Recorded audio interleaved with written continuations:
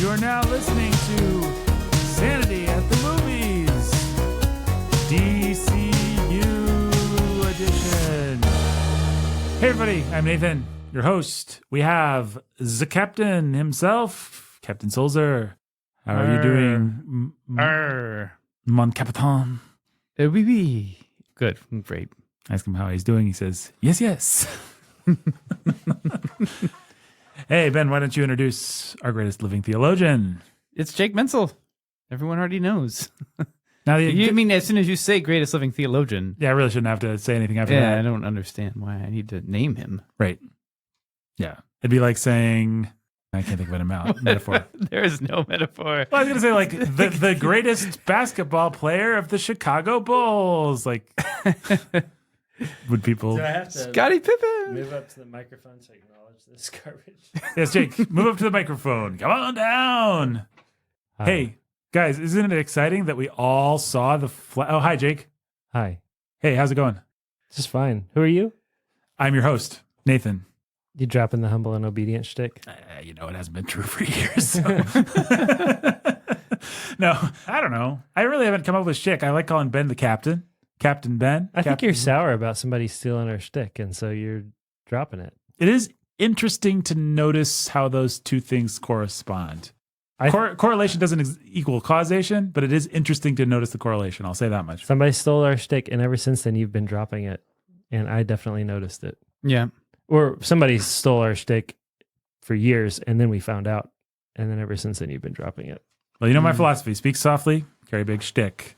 But thank you. Is there an applause? There's no applause. I don't have all my sound effects for Sanity at the Movies. I only have some of them. So, where were we? Oh yeah, you know my philosophy: speak softly and carry a big shtick. And I'm happy to do that. But I don't know. It's been 6-7 years of I'm going to be the host and pastor's a master, preacher's a teacher. You know, it's like you got to shake things up. You know my other philosophy. No. Shake things up. I just want to shake.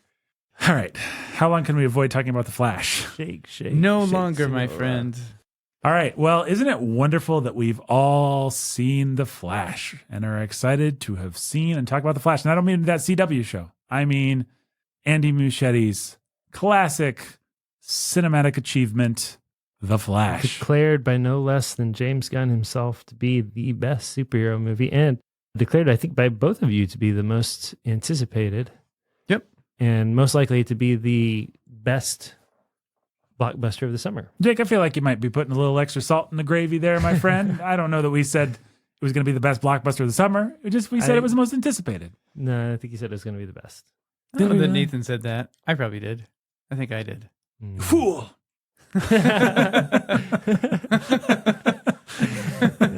No, you must pay. You already paid some Flash. I did. Paid money and I paid time. Yes. No two greater penalties than that. Hey, you got to see Ezra Miller throw up. I did. Yeah. More than once, if I'm not mistaken. Yeah, I think you're Gross. right. Well, it's great that we've seen The Flash. It is. A little bit like Oprah. She says that you've got a car, you've got a car, you've got a car. I could say the same thing about us. I've seen The Flash. Ben's seen The Flash. Jake's seen The Flash. Yeah. Mm-hmm. Uh-huh. Yep. Yes, sir, Bob. Yeah. He all has. seen The Flash. Yeah, I've definitely seen The Flash. Yep. Yeah. Would we lie to you, listener? Would Jake? I would not. Would not. Jake's our cannot greatest living tell a theologian. lie. You're like George Washington. It's exactly right. Yeah. You're like, I chopped that cherry tree down. I chopped that tree Pop. down, and I saw The Flash. And you saw The Flash. Yeah. Both equally true. And both the great achievements of our first president, George Washington. Chopping the cherry tree down and seeing The Flash. Seeing The Flash and being honest about both things. Honest George. That's what would be it. harder Chopping to a be cherry honest tree? about? Seeing The Flash or chopping down a cherry tree? I feel like the lie. You're speaking pretty fluent lies today, Jake. What? Because I'm about to expose you for the liar you are. No. And maybe I'll get our old chum Ben to Will help it be me. a Flash exposure? Yes, sir. It's going to be a Flash exposure. Oh, man. This podcast. I'm shamed. Oh, What is there to be ashamed about it? I think it's higher quality than The Flash. Yeah, I know. I'm ashamed that we never reached this quality before. Why hasn't every Right. episode been like this? yep. Especially when the podcast has been. Such a flash in the pan. Wait for it, Jake. Wait for it. All right, we're waiting. Running for such a long time. Yeah, I think Is we're. that because The Flash runs? Hey guys, Is that the joke? What? What are you talking I about? think we're. Wait for it. Well suited to do a podcast. Oh. Because the Flash, Jake, He wears a suit. he wears a suit. Yeah. like a suit and tie. Oh. He's Nah, on a it's suit and like tie, it's a rubber and suit. tie. This episode might be quick. I'd like to chop all of us with a machete. What can I say except you're welcome? Because it was directed by Andy Muschietti. His name sounds a little bit like machete. It really does. I'm just glad that you quoted The Rock singing a song from Moana. Yeah, me too. Yep. I'm Well, always that might be the high point of this podcast. Well, I mean, no, this no. episode, you know. All time. Although you weren't done exposing Jake, were you? Did you No, finish? I was still exposing Jake. Flash Right. exposure, I believe we Right, called it. yeah, that's what it is. I don't want to be flashed and I don't want to be exposed. All right. Well, Please. there's no such thing Careful as there's no such here. thing as flashing without exposure. That's Oh, what I always say. man. That's my family crest. I'm gonna die of exposure. Disclaimer, it's not on my family crest. That'd be an extremely bizarre and unfortunate thing to be on someone's family crest. Also, Be very- second disclaimer, don't have a family crest. But Ben, your thoughts? I think this introduction has legs to it. Like the Flash. I get it because he's got legs. At least we're not up in That's right. A whole arms. The Flash has arms. That's right. Dude. Seems like we're getting ahead. Hey, the Flash has a head of the problem. You know, the average number of legs is less than 2 of people on the planet. Did you know that? No. What do your kids tell you that? That's like a It's grade just school. No, Hey, it's, Dad. it's just a fact if you think about it. The number of people with fewer than 2 legs outnumbers the people with more than 2 legs, and therefore I'm picturing your son. Let's call him Bronco. Coming in, he's got his Right. slingshot tucked into his pants. Yeah, I named It's like, him, hey, Dad. named him after my first vehicle. Yeah, your first vehicle. You're like, yes, Bronco. He's like, did you know the average number of legs I've this in this playground? Is how my kids talk. Yeah. You got it. Yeah. Oh. Well, I feel like Jake's parenting has been exposed. Yeah, that's right. Yeah. Yeah, he's letting Bronco run wild. Oh, man. It's a double everything- joke because Bronco's running wild and the Flash runs because he Yeah. has 2 legs. As long as Bronco doesn't scream himself hoarse. Man, this podcast sucks. I'm so sorry, folks. What happened? what you did was say, how can we Fill time. how can we make a podcast that is better than this movie that we just saw? Oh, This that's very movie easy. that I claimed, I being Nathan and Ben here, not Jake. Jake did not make this claim. Okay. Would be the hit of the summer. Again, I feel like a little sodium and what's the other component of salt? I guess salt is just sodium. Sodium chloride, right? There you go. I feel like right. a little Jake is right. little sodium, little chloride going into the gravy here that maybe. Maybe he's just rubbing it into the wounds, Nathan. Yeah. Wound gravy. Would you consider blood to be wound gravy? I'm done with Because I've this decided to call blood conversation. wound gravy. I'm really done with it. I think we're going to have to talk about this movie. All right. Well, the good thing is we've all seen it, right? Uh-huh. Have we gotten rid of both the new listeners and the old listeners? Yeah. I think so. Yeah. They're gone. Now, disclaimer, because we were just berating somebody for taking some of our stuff. I'm pretty sure I got that joke from somewhere. Have we gotten rid of the old listeners yet? Like that is not original. The new to me. listeners. The new listeners. Are the new listeners gone yet? There was a internet comedian pre-YouTube, but kind of predicted YouTube called Zay Frank that used to do something very weird at the beginning of a show, and then he'd say, "Are the new listeners gone yet?" And then he'd cut to the actual content. Mm-hmm. And so, all credit to Zay Frank, very funny guy. I wonder if he ever went on to do anything or monetized it. He was like doing stuff like that before YouTube made it a thing to do stuff like that. So there you go. I've credited an inspiration. more than happy to do it. Okay. So we've all seen The Flash, and we're going to talk about it. Yes, Jake, do you have something to tell the class? Doubtless thoughts about The Flash. Speaking of The Flash and how I've definitely seen it, Yes, sir. I'm just gonna leave for a little bit. That makes complete sense. Yeah, Are you going to leave quickly or like slowly? I'm gonna leave very slowly, but I'll be back. How soon? Well, you fill in the blank. Jiffy. Jake will be back in a jiffy. All right, folks. All right. You heard it. Well, wait. Should me and Ben give our thoughts on The Flash while you go? Jake's just getting up. He's already gone. He's going. Yeah, no, I cannot tell a lie. I've He's never like, seen anyone move so fast. wow, You're supposed to say, not fast enough. not fast enough. I also want to say, if you've never seen anyone move so fast, then are you legally blind? I'm still in the room. Yes. I'm 2 feet from the mic. You broke the fiction. Not only have I seen people move faster, I've seen Jake move faster most of the time. I'm going to say, bye, Jake. Hi, Jake. Bye. All right, folks. In case you didn't understand our joshing there, Jake didn't see The Flash. He had a busy week, and he was actually going to see it today in order to be ready to talk about it with us. And he could have, but we told him not to bother because, I didn't tell him not to bother. well, I told him not to bother because it sucks. Flash is bad. Yeah. I have some cool context. Hey, yeah, context. You want I the love context? Why not? I'm going to do it. Explain. No, there is too much. Let me sum up. You may think you know what you're dealing with, but believe me, you don't. All right, folks, that, of course, our well-known audio drop that brings us into some context. Ben, lay it on me, man. Yeah.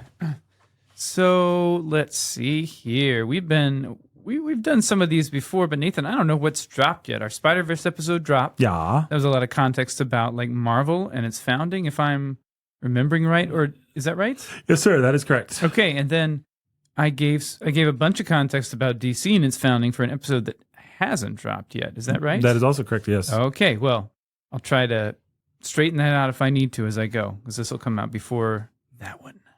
All right, Flash. He was created in 1940 by Gardner Fox and Harry Lampert for DC Comics. There have been 5 different Flashes so far. The first Flash was Jay Garrick. Of course. Let's hear it. Who's not the same Flash that appears in this movie or anything.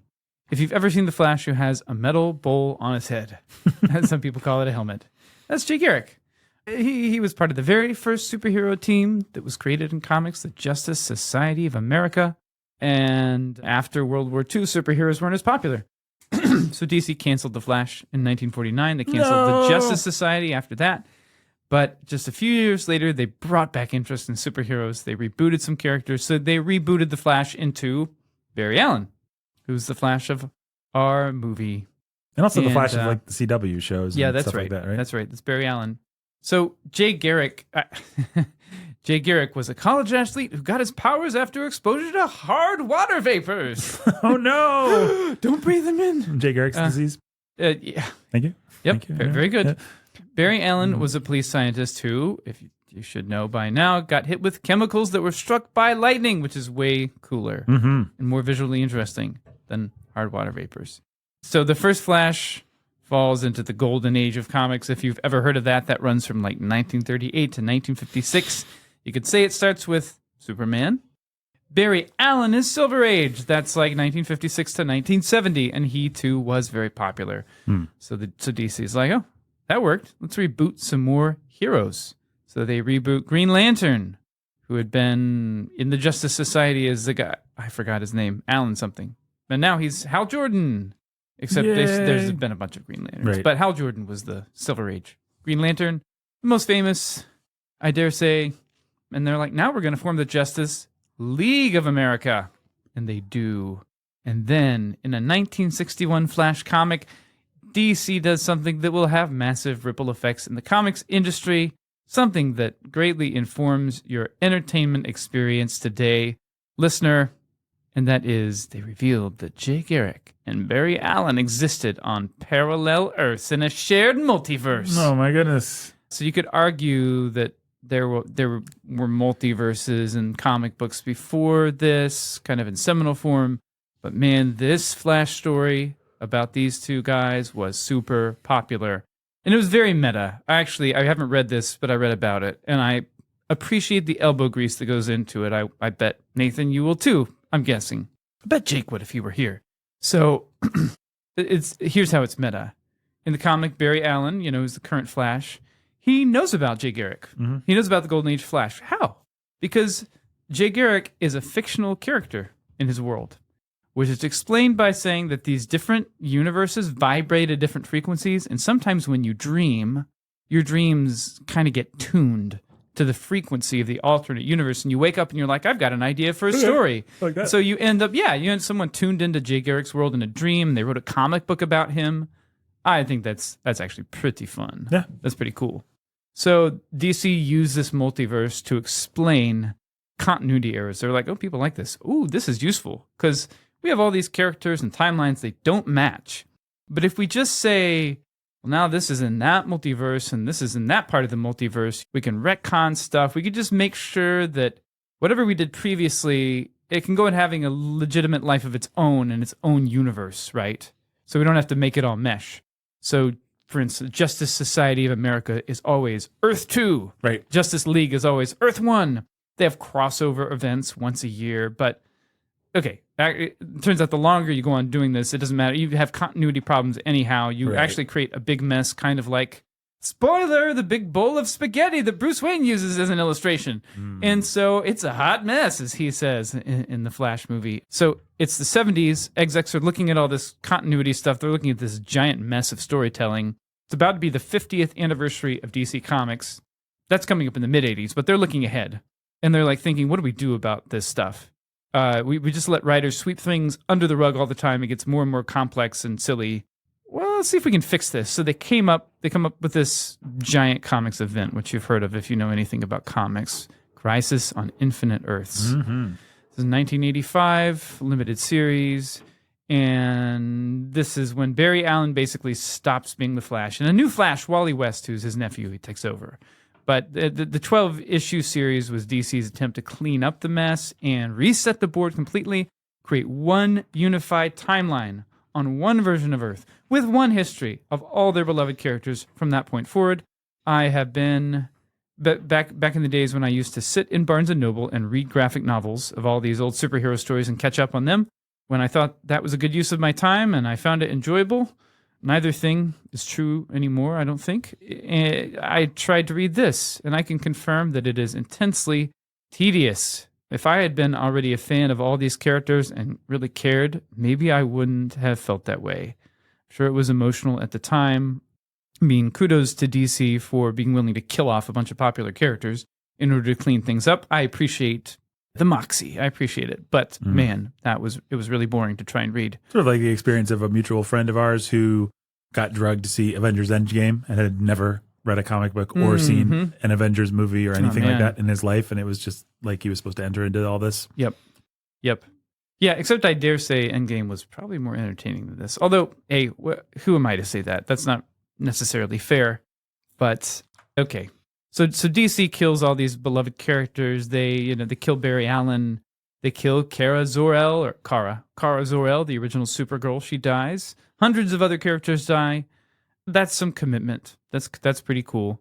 And they institute a policy that writers have to carefully work within this newly established continuity so that there can be one consistent DC story world across comic book titles.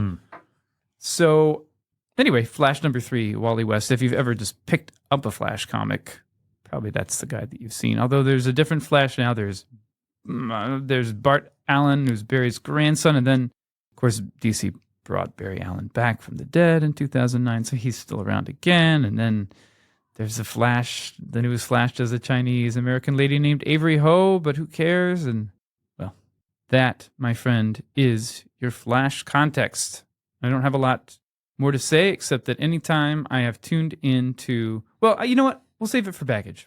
All right. We'll save it for baggage. A little bit of context about this movie. Yeah. It's directed by Andy Muschietti, who is an Argentine gentleman. He did a 3-minute horror short called Mama, which attracted the attention of Guillermo del Toro, famed auteur of all things creepy. And Guillermo del Toro produced a feature-length version that Muschietti directed of this film Mama, about two sort of feral children that are brought into a home and live with their new uncle and aunt or something like that. And then they have a mama, a sort of feral mother monster figure that follows them and has some kind of relationship with them. And if you like movies where people walk through dark houses and then look around corners and, there's something there, then it's one of them. That led to Muschietti being chosen as the director of It, the very popular Stephen King adaptation. The new one, obviously, not the Tim Curry thing from the 80s or 90s, but the recent one that I'm sure you've seen the clown from and stuff like that, if you are at all part of this world we call planet Earth. He also directed It Chapter 2, which was not as well received, but still made a lot of money. And so, and it was a famous troubled production where they had a different auteur. It was actually, what's his face, the guy that ended up directing James Bond, No Time to Die. His name eludes me at this moment, but he was going to do a more faithful adaptation of the novel, including certain controversial elements from the novel. And the studio was just like, sorry, we can't get behind this. And Cary Joy Fukunaga or something like that is his name. Cary Joji Fukunaga. Yeah, there you go. I wasn't so far off. You weren't so far off. I'm only 3% a racist, I guess. So he was going to direct it. The studio was like, nah, sorry. So they kind of brought Muschietti in last minute, and he did a good job showing that he's a good studio man. He can work within their parameters, make a movie that the suits are comfortable with, but and sort of come in at the last minute and work within the system, work within what makes the suits comfortable, but also express something of a personal vision. So a little bit like Jon Favreau with Iron Man or the best of the Marvel guys. He's one of those guys that can bring a little bit of his own moxie to something, but also can color within the lines. At least that's the dream, because we'll talk about whether he did that with Flash or whether we're excited with him being handed the reins to Batman, which apparently he has been in the new Gunniverse. Now, even if we decide, as you're probably predicting we will, that The Flash sucks, it's true that it had a lot of problems and that it's Frankenstein together from a lot of different elements. This thing was originally shot before COVID, or it began shooting at least before COVID, and I think got shut down. It went through all that stuff. It began life as part of the DCU, the Snyderverse, as people call it, and was supposed to just exist within that world with that Wonder Woman and that Batman and stuff like that. But the studio literally changed hands, and Warner Brothers entered a bright new era of being owned by Discovery and having different executives. And they basically scrapped the Snyderverse, brought in James Gunn, as I'm sure most of our listeners, if they're interested in movies, are aware. But so basically the whole conceptual framework behind DC films changed while in the middle of making this movie. DC famously scrapped an entire Batgirl movie that featured Michael Keaton as Batman that people were kind of excited about. I'm not, because I'm just tired of Warrior Women. But hey, it would have been Michael Keaton Batman, and maybe a better one than the one we ended up getting. Yeah. But they scrapped it basically for the tax write-off. They had a more or less completed movie. They also had a completed Flash. They chose not to scrap it for the tax write-off, which is a decision they might regret. They had to go back and reshoot things. Certain plot elements changed. Certain cameos changed. Certain cameos from certain legacy characters changed. Henry Cavill, who plays Superman in the DCU, or played Superman in the DCU, was in this, and then he was out of this, and then he was in it again. Originally, I think he was one of the people that showed up at the very end, and they had a whole scene with him, which exists somewhere, but they scrapped it in favor of we're just doing spoilers from here on out. In favor, the movie sucks. So now you know what we think. But they scrapped it in favor of a I thought pretty funny little denouement with George Clooney. I enjoyed that. I enjoyed that meta joke. I liked it. It actually, I mean, it had the really weird effect of making me want to see George Clooney as older Batman. Yeah, I could actually do it. I mean, I just love the idea of older Batman. I'm really sorry that we're abandoning. I mean, I really liked the Ben Affleck Batman for all that he never got a proper movie. But that sort of old Batman thing is cool. And I like Batman being like a more paternal figure, a more of a patriarch and less of like a young dude figuring things out, which is seems all we get with Batman these days. Anyway, so there were different cameos. This movie, as you've probably heard by now, has these different things drawing from the larger DC movie continuity. It's got Christopher Reeve. It's got an appearance by the famously never completed Nick Cage Superman Tim Burton product. It's got all the stuff from old IP, and so they were swapping in and out different things and paying different lip service to. It's actually got Jay Garrick running. I think that they took that from the CW show, his visualization, but it's got you've got the guy with the metal bowl on his head, the other earlier Flash, Jay Garrick, in a little moment of cameo. Right. Yeah, you've got all kinds of stuff like that, but a lot of things were changed.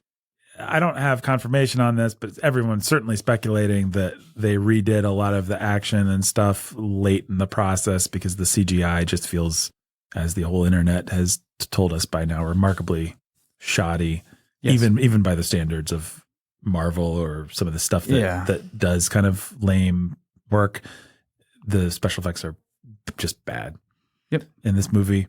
And so, I don't know. This movie was already bombed as of us talking about it. It did not make anything like the money that it needed to make in its opening weekend. And it only looks like it's going to go down from there. And people have speculated why that is. I mean, maybe people just weren't interested in any kind of Flash movie, that maybe they weren't interested in kind of a lame duck movie from a cinematic universe that has already been canceled. Maybe the movie just didn't look that great. Lots of things. They managed to do a stupid thing and kind of shoot themselves in the foot where they drummed up a lot of advanced publicity from celebrities that people trust. So James Gunn said that this was a masterpiece.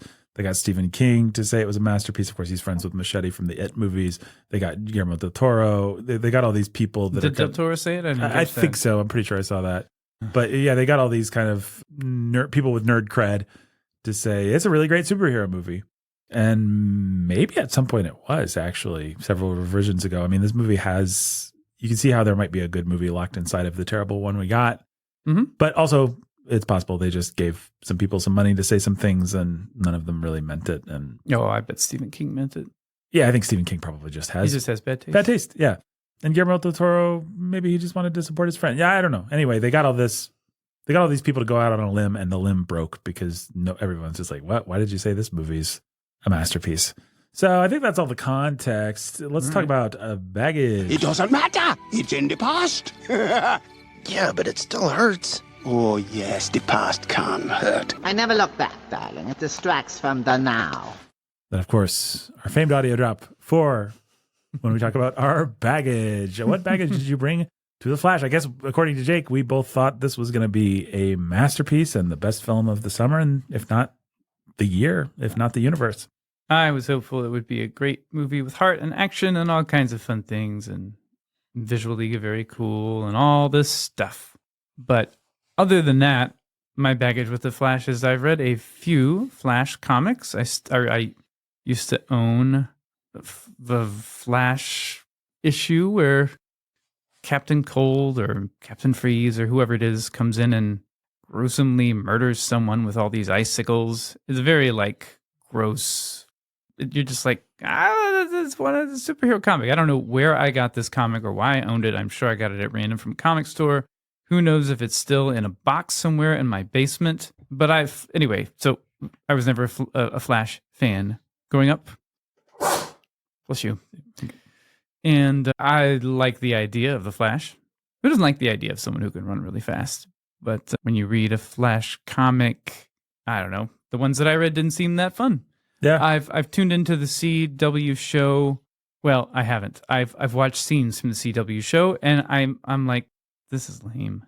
And I'm like, he's fighting a guy who shoots things from a gun, and instead of running and fast and grabbing the gun, it's like he lets the speed at which the guy attacks determine the speed at which he reacts, so that there can be a conflict. So that there can be an action scene. Because if he acted like the Flash instead, he would, every time a bad guy did anything with any kind of weapon, he would just go and like take the weapon, and there would be no fight. Right. So I just can't enjoy that. I'm sorry. Maybe if I actually watched an episode and got into it and was like, I like this character, this is fun. People who like those CW shows swear by them, say it's like some of the best stuff. I know. I've never watched them.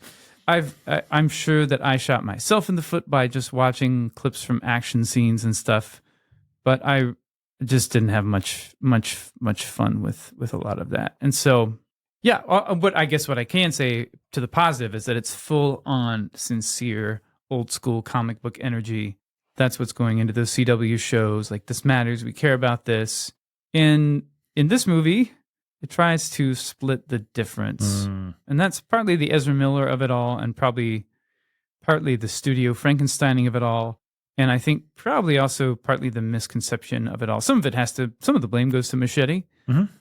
Some of the tonal blame, like, are we going to be sincere? Are we going to be silly? Does what happens in the plot matter? Does it not matter? Does what happens emotionally matter? Does it not matter? But yes to all those questions. Yes. Sorry, you can't answer yes to all those questions. So I don't think that the CW show makes that mistake from what I've seen. I think the CW show is like all in. And I do appreciate that. Yeah. And I don't feel like I've given the show a fair shake, but there you have my reaction. Yeah, well, I mean, we'll talk about the tonal inconsistencies of this movie. My baggage is I don't really know The Flash that well. I think the only real baggage that I bring to this is loving Quicksilver in the Bryan Singer films, I guess. Quicksilver was very well conceived in the X stuff, and they simply got to the super speed thing first, and it's been incredibly hard to top. Well, because that scene in Days of Future Past came out, best scene in the whole movie, and then after that was Avengers: Age of Ultron with their rendition of Quicksilver, which was never interesting. Yeah, pretty lame. And then bad movie, but X-Men Apocalypse has a pretty fun Quicksilver scene as well, and it's just like they got there first. There's really only so many ways to visualize this. I'm sure maybe there are some other good ones that they haven't thought of yet, but X-Men came up with an incredibly fun way to visualize it and make these fantastic sequences. And unfortunately, the only time the Snyderverse really came close was in the Snyder Justice League cut, when two things happen that are cool. Flash saves a girl or something like that when we're introduced to him, and it's a good scene. It's very much downstream of the Quicksilver stuff, but it's good. Is. And then there's when he goes into the Flash Force, when he turns back time at the end. That was awesome. It's cool, yeah. And that works as an emotional climax, and Snyder's creating his own visual world. But he's not really doing just the same thing as the X-Men movie already did. Yeah. I mean, that's a good... If we had gotten a Flash more like that one and this one absolutely would have been okay. And I think Ezra Miller is perfectly charming in both cuts of Justice League. But yeah, we'll talk about this movie. I think that's really all the baggage I bring to it. I mean, when I was a kid, I read Batman. That's all I ever read. And when other people showed up in Batman's world that weren't from the strict sort of... that weren't either inmates of Arkham Asylum or the usual his usual allies list, I really didn't like it. I didn't like Batman and Superman crossing over. I liked Batman to be kind of grounded and in a more realistic world, and I appreciated when it was allowed to be. And really, I mean, even when they started doing Avengers in the MCU, I was like, really? We have this Iron Man thing that's kind of fun and grounded a little bit and has Tony Stark or has Robert Downey Jr. playing kind of more of a real character. And now we're going to bring like space wizards and stuff in. And I was a little disappointed. Obviously, it's gone that direction and there's no use complaining now. And some of those movies are good and some of them are bad. But I liked my comics to be more grounded as a kid. So I like Batman. I like Tintin a lot. And I like some Alan Moore, some like dark crap that was supposed to be cool that you were supposed to read at the time I read, and it was fine for what it was, I guess.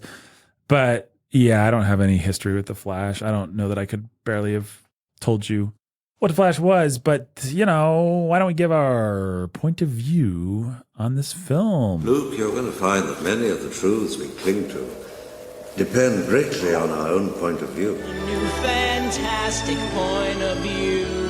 Good as a point of view, anyway. Well, Ben, you already started to give your thoughts a little bit, but yeah, what's your big picture thoughts on this film? Well, that was my big picture growl. It is a big mess of spaghetti. Yeah. and it really doesn't know whether or not to care about anything it sets up. The one thing it does care about is it cares that Barry's mom is dead, and it cares that Barry has some emotional closure. Yeah, it's weird. The movie actually, for all its messiness, does have an emotional through line. That's right. That it more or less sets up, pays off, like does its job. Yeah. It's not that exciting and it's not that moving, but it is there. It is there. It's just all the other stuff that surrounds it that doesn't work. Yeah, that's right. You want me to give positives and negatives as I see it, or Sure. what do you want? Sure, How do you want me to do this? I think the best scene is clearly when he's talking with Batfleck about changing the past, and it's clear that Ben Affleck cares for him and is kind of a paternal figure, but is also not emotionally there enough to be able to. Barry's like, "You want to get a pizza?" And he's like, "Maybe not tonight, maybe some other time." It's actually a really good scene. Yeah, it is. The best scene in the movie, I think. And Ben Affleck has the best performance in the movie. Yeah, but you want that kind of emotion with Michael Keaton, and boy, you don't get it. No, you. Anyway, go ahead. You definitely don't get it, and you do want it, and that is a script writing. That is a conceptual failure. There's so many conceptual failures in this movie, but definitely one is that it doesn't recreate what the movie actually promises it will do. I think.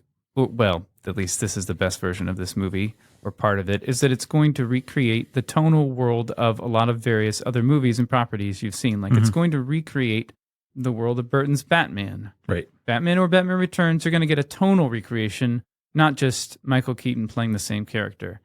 And then you also, you're given the promise of sort of we're back in the Snyderverse, so you're going to get a tonal recreation of that. Right. I mean, sort of. A little bit.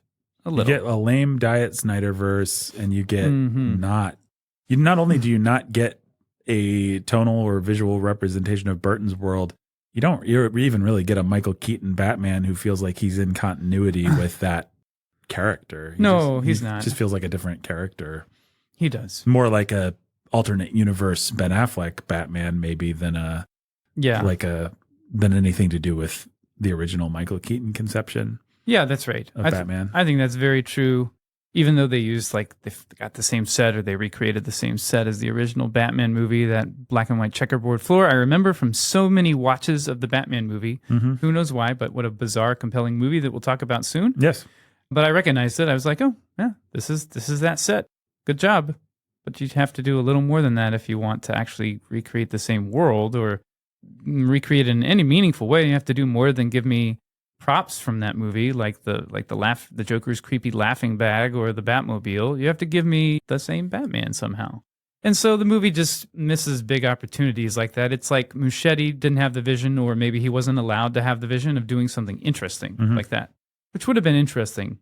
And in fact, Batman's grim, dark world might have worked a lot better emotionally for telling the kind of story they want to tell, which is this world dies, and then, in fact, if I understand the movie right, I sort of tuned out a little because I think it became nonsense plot-wise.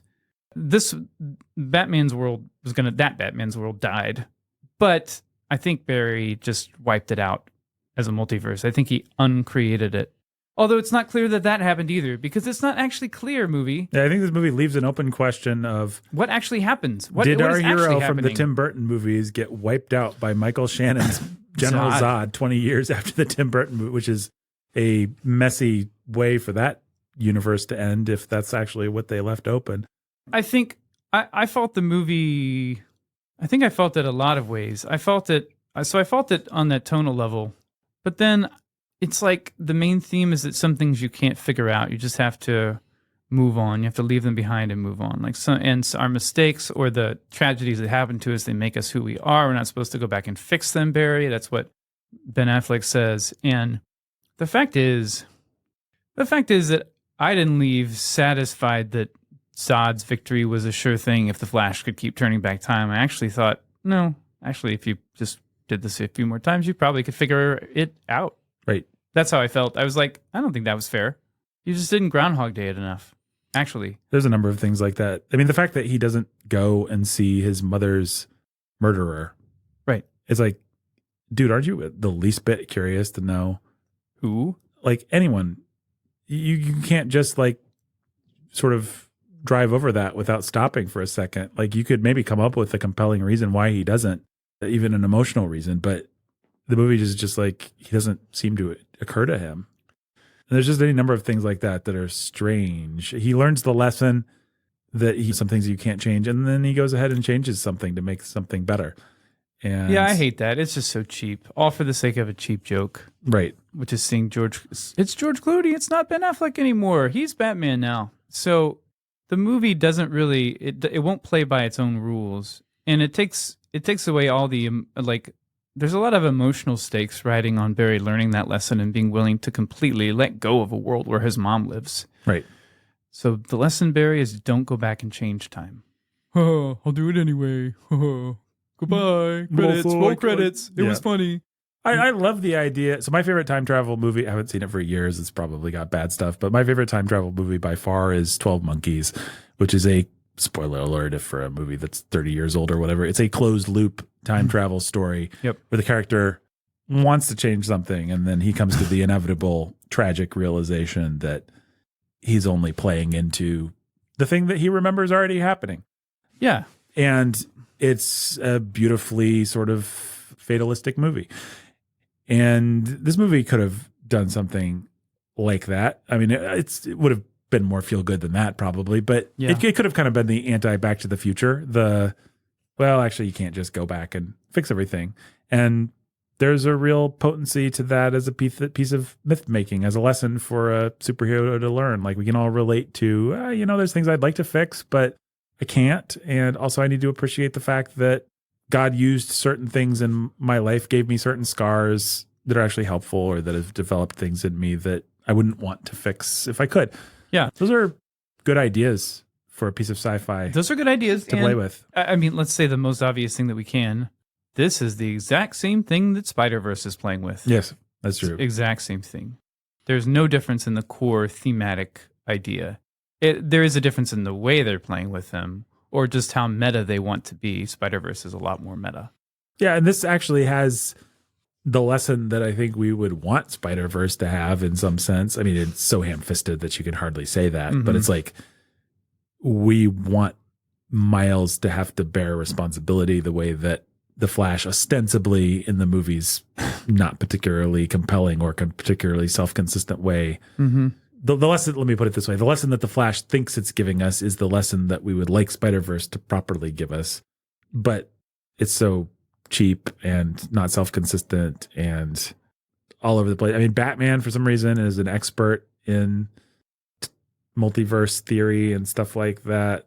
There's just random sort of choices like that where you're like, why is this character delivering exposition? Why is this guy acting this way? Why does this guy know this thing? What's interesting about that? What idea or thought process? Why did you think doing it this way would be more entertaining or more interesting or more illuminating?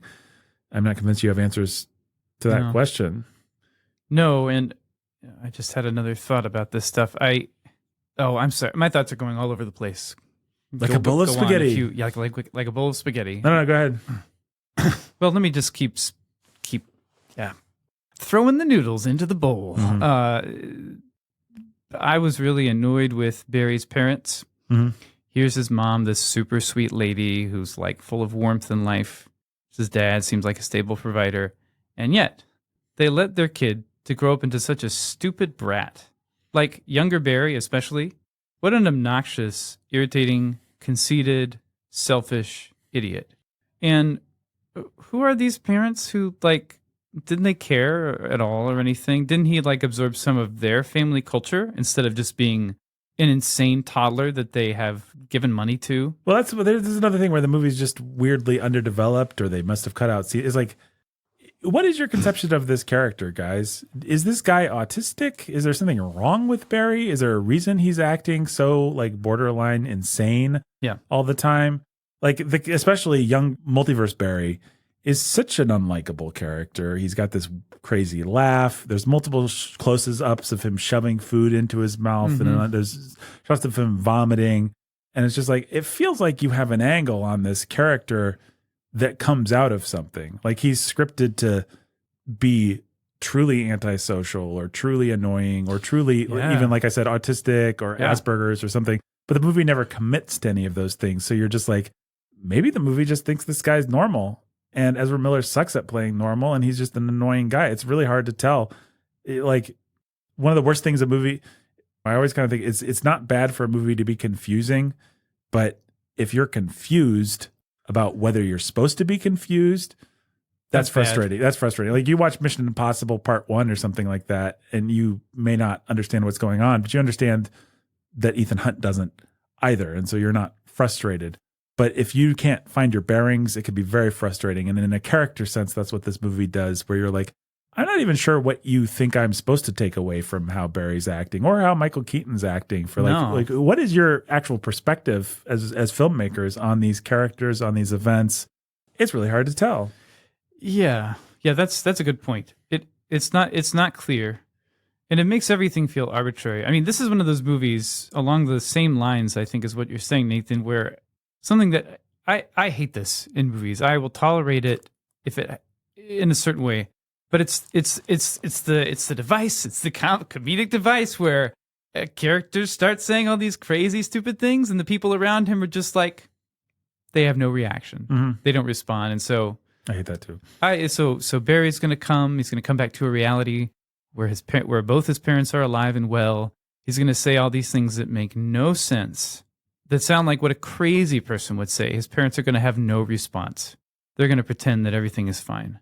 And that is so boring. Man, what bad writing. Yeah, well, and it's just like, I kind of think the same thing you could do a movie like Casablanca or like an Aaron Sorkin script where everybody's just operating on a level of wit that like they just live in witty dialogue world. That's fine. But there's some movies where it's like, that guy just said something really witty or he said something really funny and no one's smiling. Like if I said that, if you said that, we would all react. And this is just something I noticed. It's like, why are you all sitting here taking this brilliant character for granted? It's that style of thing. That's not specific to this movie, but it's the sort of thing that you're talking about. It's just like, why aren't these people behaving like human beings? It's not funny for we're past Joss Whedon. That was a long time ago now, where everyone's just kind of a secret hipster, like where we live in hipster world, where no one reacts to anything and everybody's above it all. Like, that's not cool anymore. It hasn't been for a long time. And I want you to write those parents about like what they would be. That's a scene. Suddenly you've got some drama. You've got something interesting. Here's a guy that's going nuts and his parents are like, who are you? Spider-Verse is not this dumb. Spider-Verse, right? So the parents, they're like, Miles is acting weird and crazy, and they're like really bothered and they're really irritated at him. Yeah, and that's how you get drama. That's how you start with, okay, if a guy was actually doing this or if this actually happened, then what would happen? That's the question that you ask yourself, and suddenly you have drama.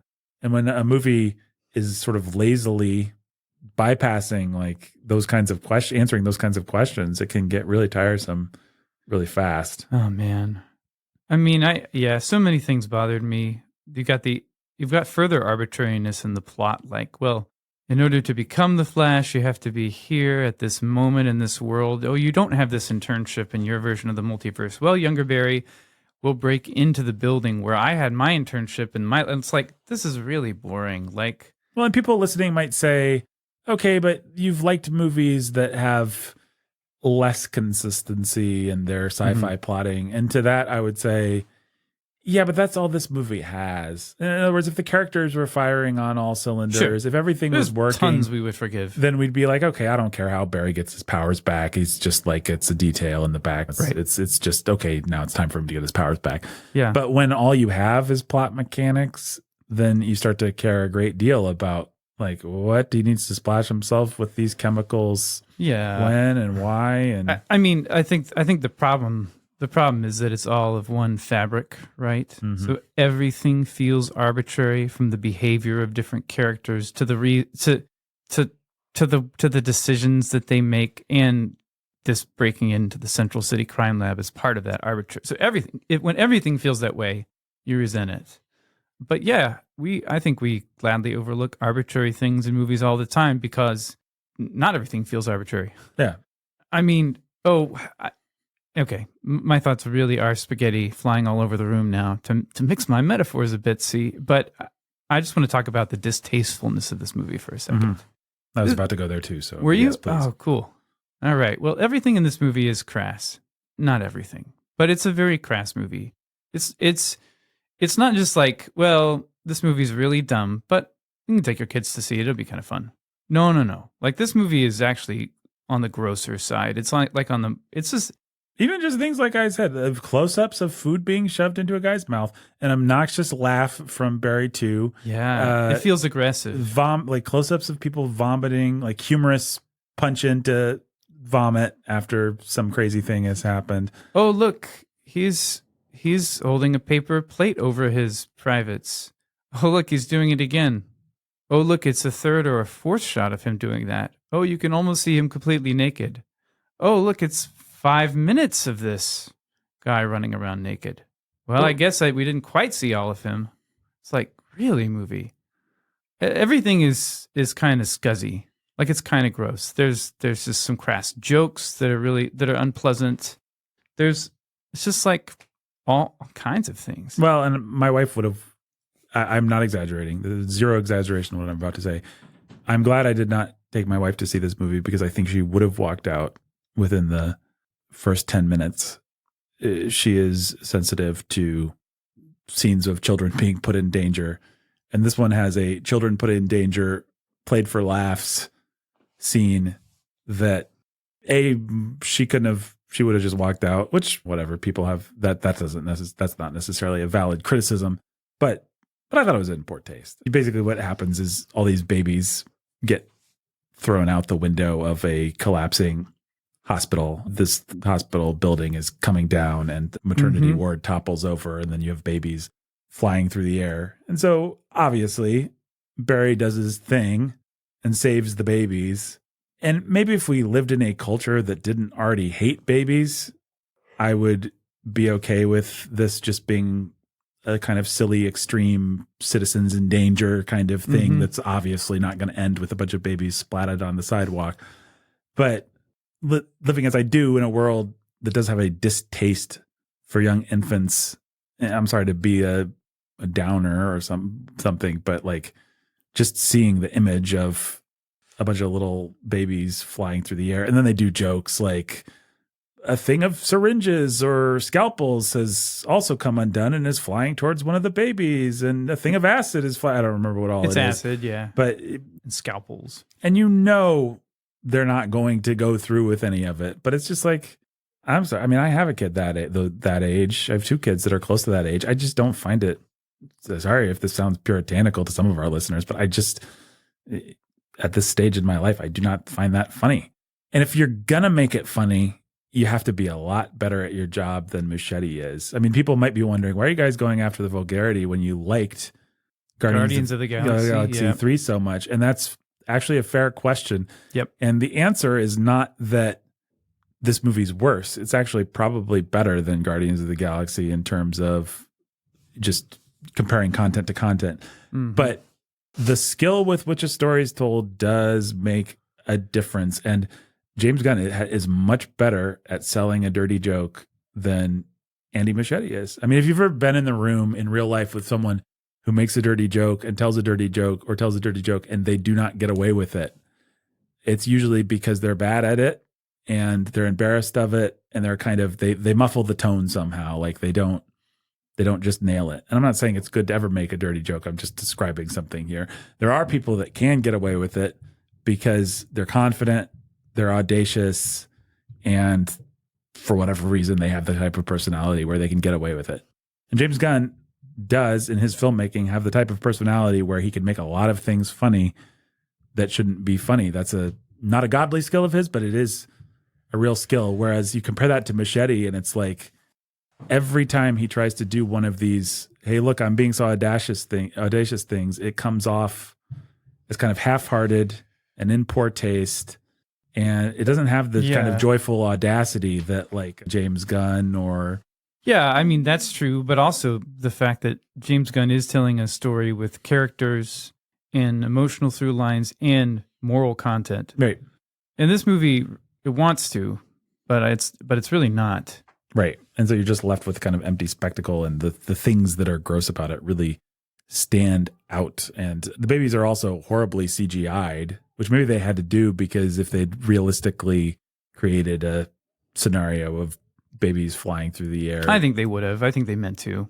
Yeah, but it ends up just being, I mean, the reason I compare it to the telling of a dirty joke is just it's just one of those things where unless you could do it, unless you can get the tone just right, unless you can do this perfectly, unless you can find the right piece of music, the right editing rhythm to make it sort of charming and to draw us into it and to make it our joke as well as your joke, then you have to stay far away from it. And that's how the movie feels with all the vomiting and the annoying Barry stuff and the vulgarity. It's like the first good thing, the godly thing would be not to do it.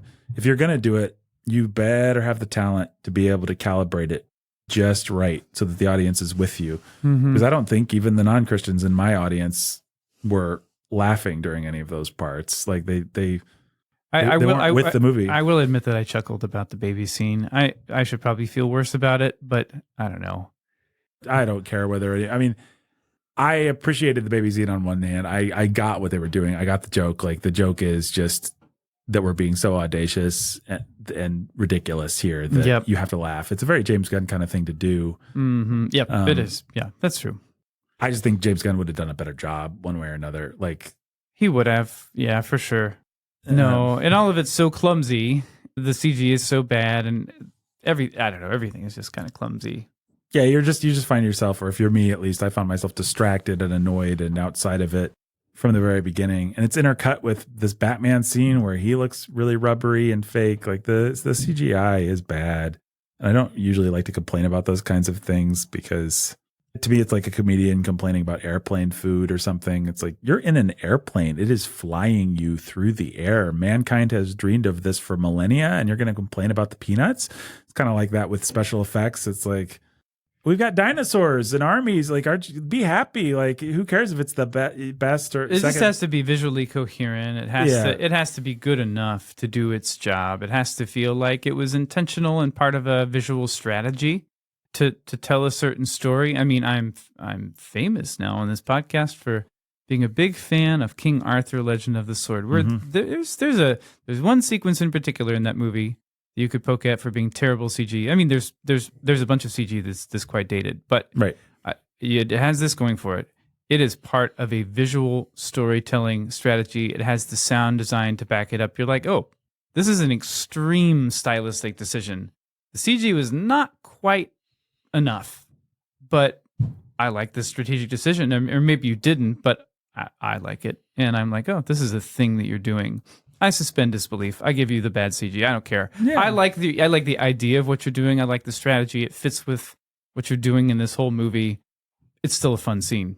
So and oftentimes with stuff like that, you find some way to stylize it just a little bit. So that's right. It's like in this universe, that's what it looks like. It's fine. That's right. Who cares if it's strictly photorealistic? Yeah, that's totally fine. And CG is allowed to do that. But it just feels like Andy Muschietti didn't have, or wasn't allowed to have, or didn't have the budget to have. But I still am going to fault him here. Like, he didn't actually have a visual strategy. I think he was trying, but he didn't have a good one. Well, one thing that you can do just to see is you can look at the way that Batfleck looks and the way that he's photographed in his suit. He looks kind of weird. And what you realize is that suit was built by Snyder's people to be filmed in the kind of dark, shadowy, high contrast way that Snyder likes to film. And it's not actually meant to ever be seen under the lighting conditions that Muschietti puts it under. So that's just a very simple example of a place where they're careless, a place where you have a thing that wasn't designed to do what you're making it do. And so if you found the stylization to make it work, it'd be just fine. Like it does in fact work. There's ways to make it work. You just either don't care or haven't been allowed, as you said, to make it work. And there's just any number of elements like that in the special effects and the storytelling. Yeah. I don't want to get too far away from talking about Michael Keaton because that was the big disappointment of the movie for me. I mean, Michael Keaton does a good job. He's a good actor and he does what he can with the material, but the character is so uninteresting and really doesn't have anything to do with the Michael Keaton Batman that we know and love. It doesn't even have his. I mean, it has the bare outline of a very familiar emotional arc. Oh, it's the old law dog who's retired and he's lost his gumption. He doesn't want to fight crime. He's lost his purpose. He just wants to drink and die. But now the young blood, he's gonna come back to life and maybe even make a noble sacrifice. And he's gonna be like, thanks for bringing me back. And so he has that arc, except the movie doesn't really care to sketch it in or make it carry any weight.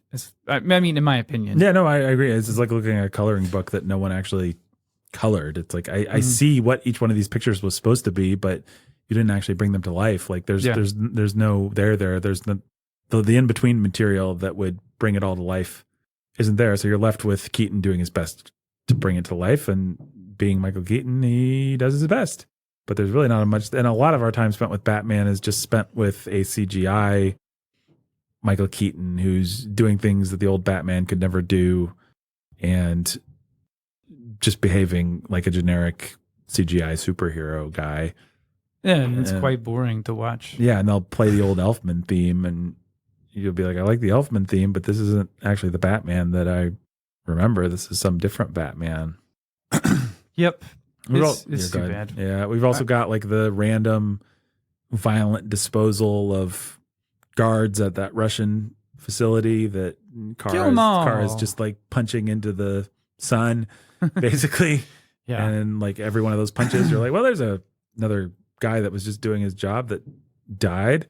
So it's got a little bit of that, which at least in Snyder, you always kind of felt like that was the point. Like Snyder actually is a Nazi. And so he really gets off on the idea that when superhumans do their thing, little unimportant people die. Like that's part of his deal, for better or worse. Mm-hmm. But I actually appreciate that a lot more than I do just like we didn't think about this because we don't care about the morality of our world. And it's kind of funny. These guys are bouncing around like cartoons as we punch them into mountains. Yeah. Yeah. So there's that. There's all kinds of failures to make emotional connections. There's, one point of arbitrariness else before we go on, which is that it doesn't seem like Barry's multiverse meddling necessarily creates a new version of himself, except that it does in the main storyline. That is also totally arbitrary. Why is there not another version of himself in the new reality he created with Clooney Batman? Right. Maybe there is. Maybe there, but it all stinks.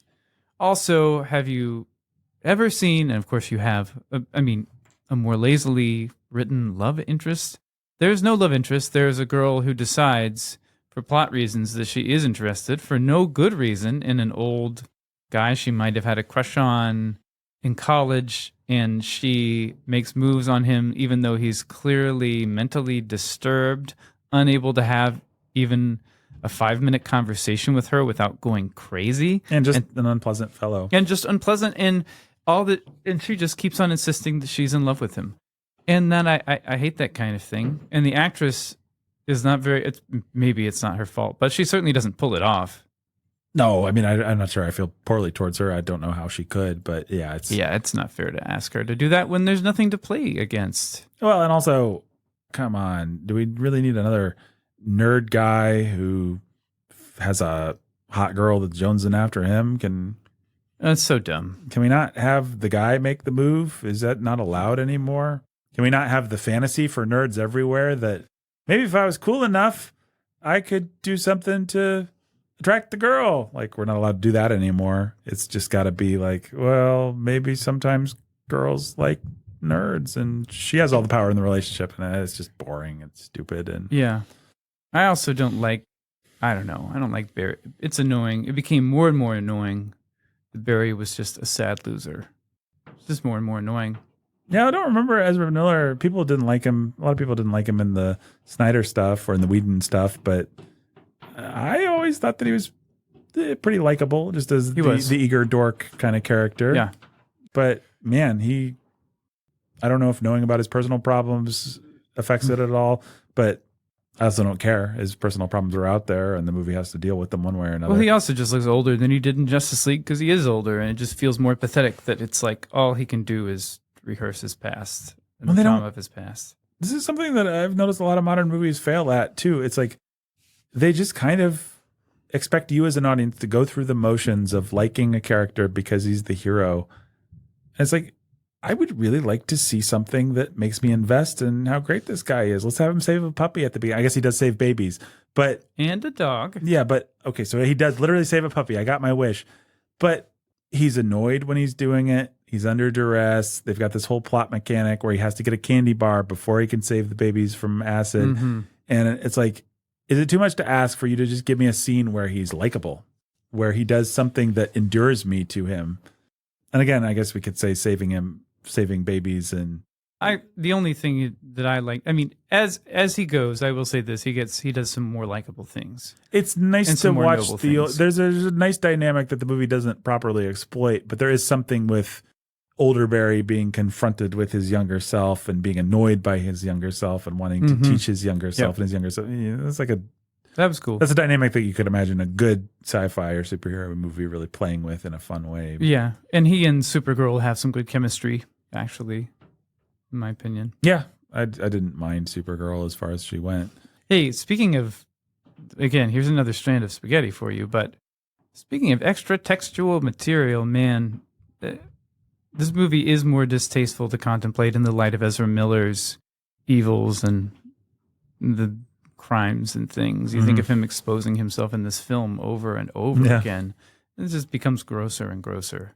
So there's a line at the beginning of the movie where he's like talking to people who've been traumatized by the big accident, and he's like, be sure to get some mental help. We as the Justice League aren't very good at that. It feels like a metatextual kind of wink at the audience, and a very tasteless one. Yeah, Walter Chaw picked up on that and was like, that should have been cut. That's really gross. Right. Well, and then having I don't know if you stayed for the post-credits scene where he's just drunk with I did Aquaman, and it's like super lame and depressing and non-entertaining and kind of.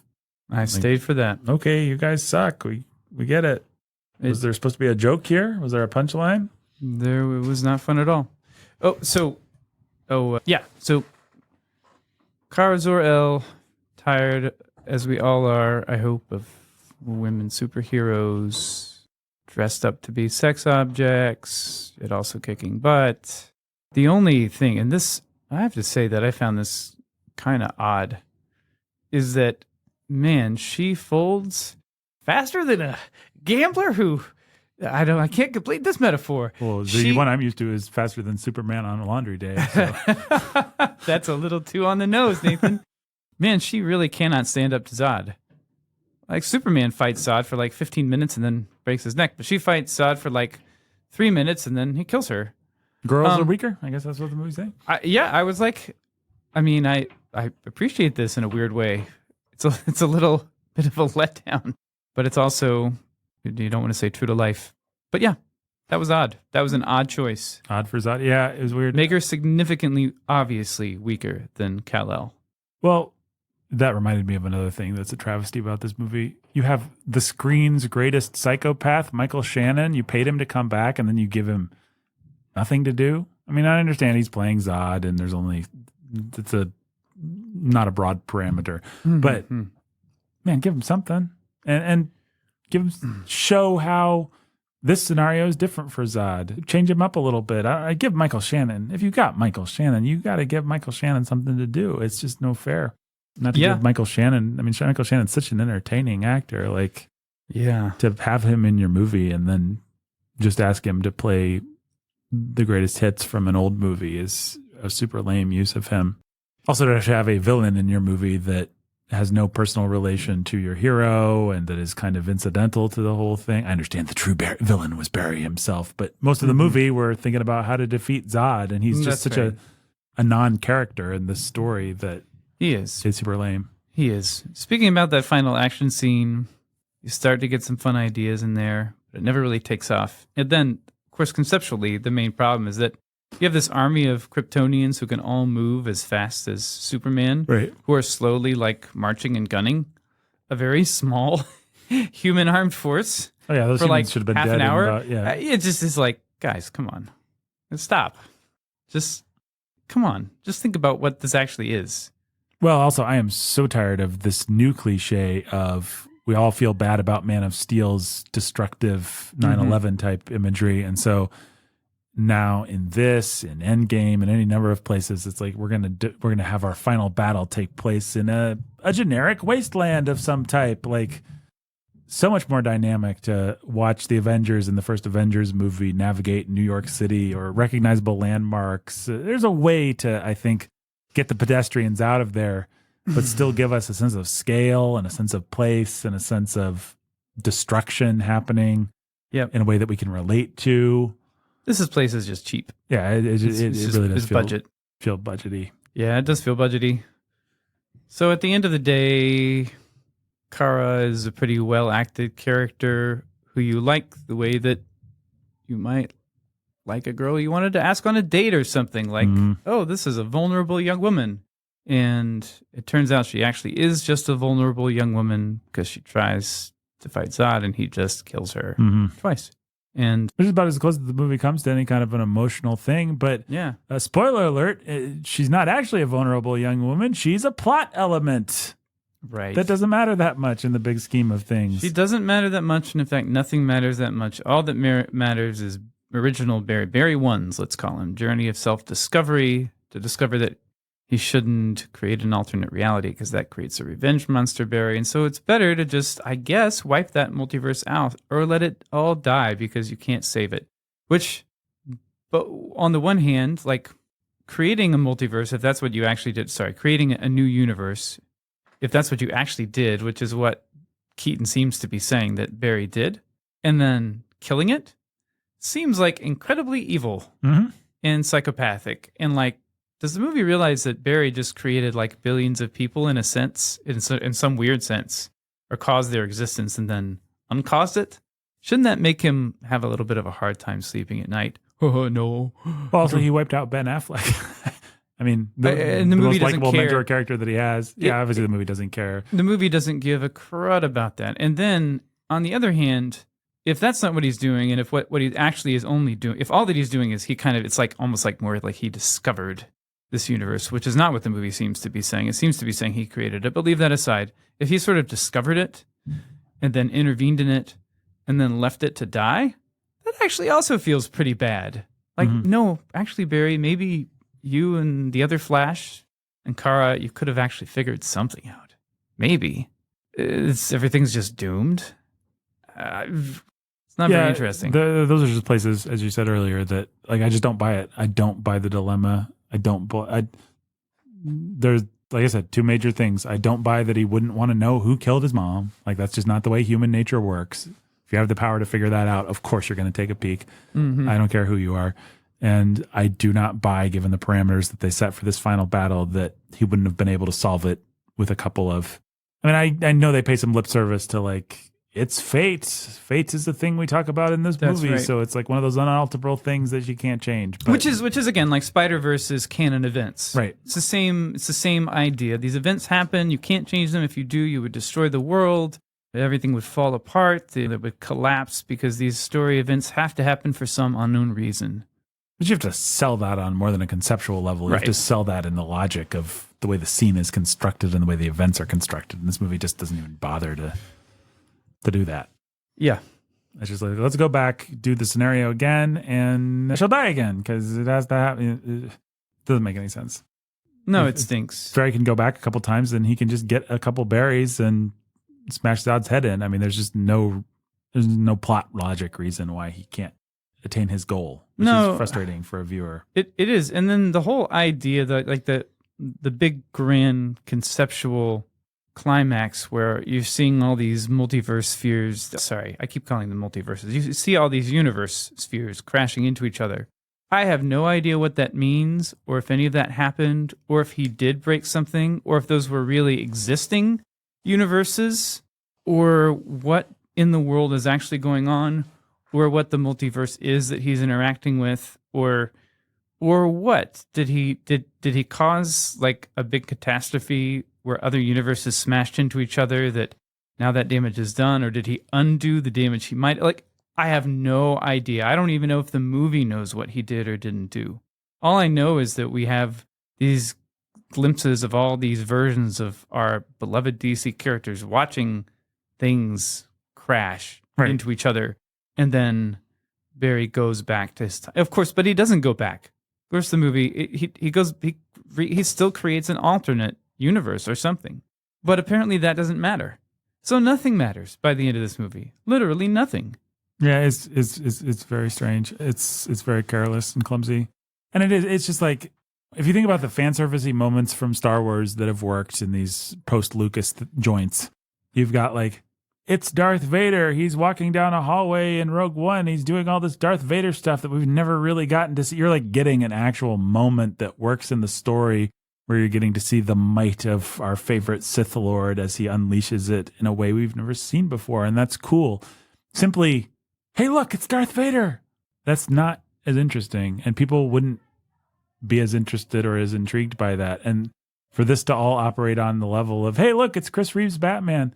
Hey, look, it's Adam West or Chris Reeves Superman. It's Adam West Batman. Like, if the plot isn't actually working such that if they weren't there, this would make sense and be cool, then it's not going to be cool when they are there. It's why the best cameo of the movie is George Clooney, because it is even if it's coming out of a dumb movie and it's part of the problem, it is a halfway decent punchline to a time travel movie. Oh, haha, you actually messed it up again.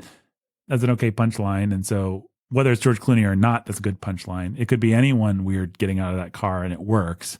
But the fact that it's George Clooney from the worst Batman movie just makes it extra funny. It works within the logic of the movie. Like you said, these universes crashing into each other. I don't know what's going on there. And so simply seeing fan servicey kind of things, I'm not like, oh, cool. And maybe there like one fat person shoving popcorn in their mouth that did do that. And it wasn't me. When we were in our theater. I did like seeing Nick Cage fight a giant scorpion or whatever that was. That was cool. Yeah, I mean, that was fun, but it had no meaning. Yeah, and it's kind of fun. Like if you know the story of the producer who always wanted to put a giant spider in this, like it's cute. But I don't know, especially knowing what happened to Christopher Reeves and everything. Christopher Reeve, it does feel a little tasteless. I know his heirs signed off on it, but it's still like, this guy's dead. This era has passed. I don't know. Yeah, I don't have any huge opinions about it. It just feels a little morbid to me. Whatever the actual morality of these things are.